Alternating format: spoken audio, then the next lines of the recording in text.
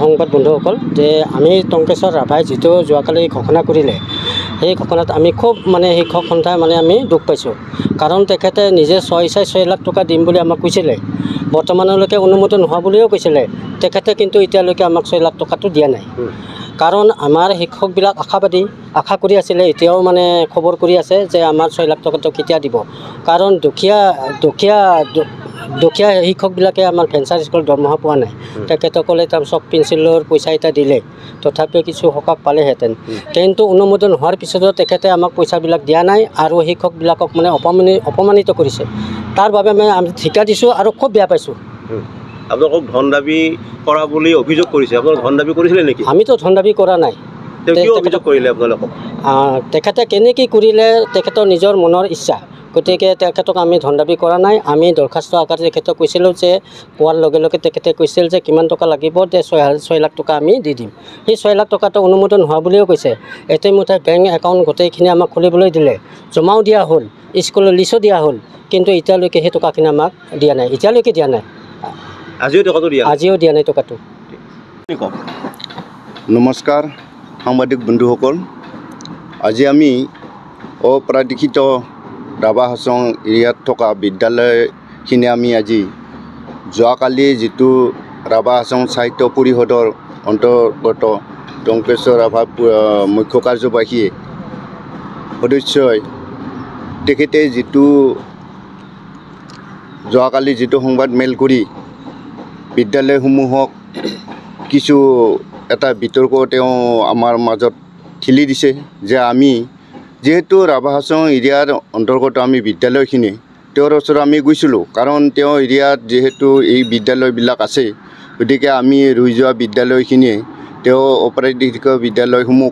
প্ৰাধিকৃত কৰাৰ কাৰণে আমি আবেদন তেওঁৰ ওচৰত আমি গৈছিলোঁ কিন্তু এইবিলাক প্ৰসংগতে লৈ তেওঁ কৈছিল যে ঠিক আছে আপোনালোকৰখিনি আমি চিন্তা চৰ্চা কৰি চাব লাগিব আৰু এই বিষয়টো কেনেধৰণৰ নিব পাৰে আমি চাম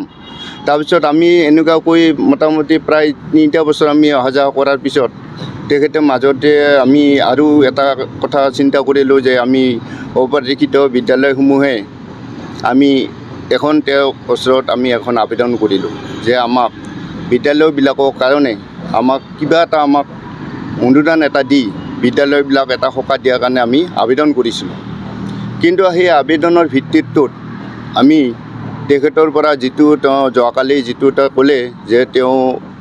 আমাৰ বিদ্যালয়বিলাকৰ আমি অপ্ৰাধিকৃত বিদ্যালয়বিলাকে আমাক ধন দাবী কৰা এটা কথা তেওঁ কালি আমাক সংবাদ মেল যোগে এটা জনালে সেইটোৰ কথা কাৰণে আমি অলপ মৰ্মাহিত হৈছোঁ কাৰণ আমি যেহেতু বিদ্যালয়বিলাকে শিক্ষক আমি সন্থাই আমি খুব দুখ পাইছোঁ কাৰণ তেখেতে এই কথাখিনি ক'ব নালাগিছিল কাৰণ আমি বিদ্যালয়সমূহে কিন্তু আমি এই পন্থাটো আমি বা ধন দাবীৰ প্ৰসংগটো আমি খুব এটা চিন্তিত হৈ পৰিছোঁ কাৰণ আমি যেহেতু ইমান দিনৰ পৰা আজি 30-25টা বছৰে এনেকুৱা কৰি আমাৰ বহুত শিক্ষক আজি এই বিদ্যালয়বিলাকত জড়িত হৈ আছে আৰু যেহেতু পৰিষদৰ অন্তৰ্গতই বিদ্যালয়বিলাক সেইকাৰণে আমি তেওঁৰ ওচৰত যাবই লাগিব যেহেতু আমি ওপৰ মহলালৈ যোৱাৰ পিছত তেওঁলোকে কৈছিল যে আপোনালোকৰ এৰিয়াত যেহেতু আপোনালোকৰে এজন পৰিষদৰ এজন মূল মানুহ আছে তেওঁৰ ওচৰত গৈ পিনে আপোনালোকে এই ব্যৱস্থাটো কৰক